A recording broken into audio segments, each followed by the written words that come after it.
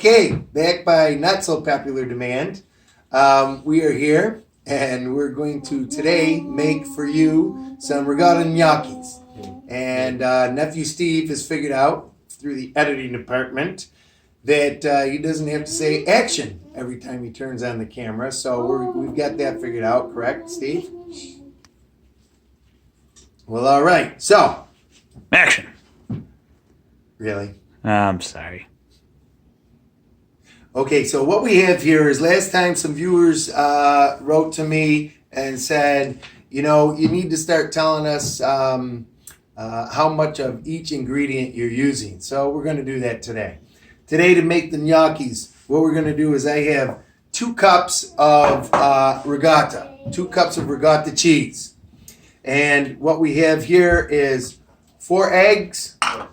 I've got 2.5 cups of flour. I've got some olive oil, which I forgot how much is in there, but I'll tell you shortly. And a cup of Parmesan cheese, as well as some kosher salt. So we're just going to get this and mix it all together and put it in the bowl and make a dough out of it. So when we come back, we'll be doing that. Okay, so now I've got 3 of the 4 eggs in there, and what I'm going to do is crack the last one. All right, and I'm going to take the Parmesan cheese. I'm going to throw that on there. I'm going to go with the olive oil, which is, I think, 2 tablespoons. It is. It's 2 tablespoons of olive oil. All right, and 2 teaspoons of kosher salt. There's 1, and there's 2. And what we're going to do is we're only going to go about 1/3 of this to start. That's about 1/3. Now, we're going to take and we're just going to start mixing it around good. All right? And as we get going, we'll continue to mix in more flour.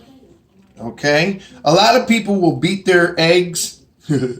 They'll beat their eggs before they put them in. I just decided not to, and to be quite honest, I forgot to beat them. So you can do it either way. You just want to make sure. Now there, we'll go about another 1/3 of it.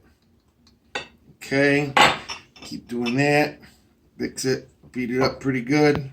Don't be afraid to spill it, although you're not supposed to. Don't be afraid to. And then when we get back, the next thing you should see is a nice little dough that is formed. Okay? See you shortly. Okay, we're back. You'll notice I took the dough that we made, took it out of the bowl, put it on a cutting board, and I floured my surface. The good thing about having granite is that you can do the things right on it. Yes, the granite is clean. Let me put the bowl right away. Do we have time for a viewer question? Well, sure we have time for a viewer question. Okay, Bill Warner from Florida. Did you wash your hands? Yeah, Warner, Hornblower, I washed my hands. That was a nice comment you do. I wash them after in between every segment. So we're going to take a little thing of this here. We're going to get it. We're going to bring it over here. And we're going to put it on the surface ready to go. All right, here's a little trick I'm going to show you, which somebody showed me a long time ago. What I do is I make it flat. I get it to about the way I want it. Okay? And then I'll go through and cut it. Makes it a lot easier to roll them into the size you want. So then you just keep rolling these out. And when we get back, we're going to show you, we're going to roll a bunch of them out. Oh boy, they're nice and fluffy as a cloud. Fluffy as a cloud. This is like Mike Douglas to me. Yes, we'll be back. I'm going to roll out a bunch of these and cut them up and show you what we're doing. Action. Oh, whoops. Really? I thought we were over that. Okay, what we have here are 3 lines I made. They're approximately the same size. I'm going to get my cutter, which I can't find. Let me go downstairs and get it.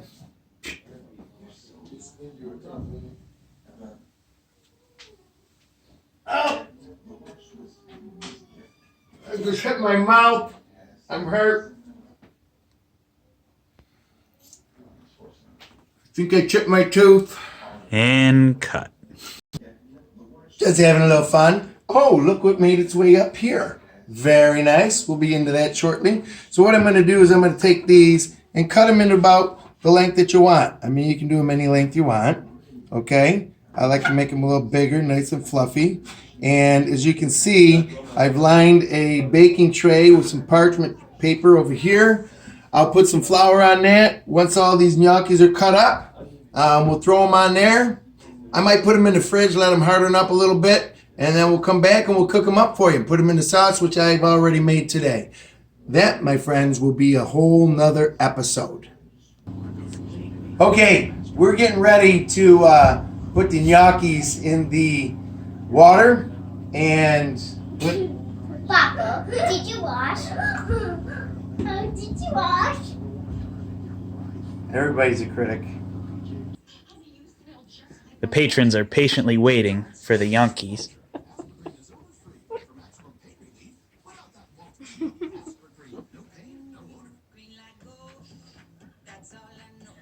Dad, the meatballs! All right, we're going.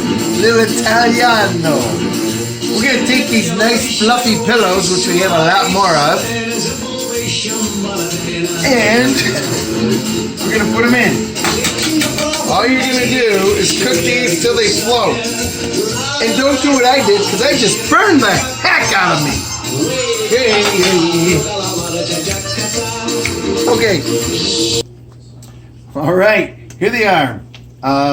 We put them in, and after, it's only about 3 minutes, not even, maybe 2 minutes, they'll start to float. We like to keep them in there about 30 seconds after they're done floating. Now, I have a utensil here.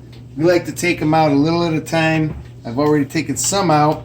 These are about as light as you can get. You take them out, put them in here, let them sit a bit. I'll put some sauce on it because, yes, I did make homemade sauce today. Uh-oh. And I wish the camera was going earlier because I almost started a fire in the kitchen because I wasn't watching where I put the parchment paper. So That would have been some real action. Oh, that would have been some extra. Giddy up. Okay, we've got it all in a bowl. And as you can see, I've got a little pork neck bone in there, which we started the sauce with, so a meatball and a piece of sausage. And pay no attention to this because that's a Cuban for after dinner. Action. Really? This is really, Steven. This is the final shot of our gnocchi. We have the meatballs and sausage there. A little side salad. But yes, there we go. And you couldn't help yourself, could you, buddy? No, I couldn't. All right, thanks. All right, we'll see you next time.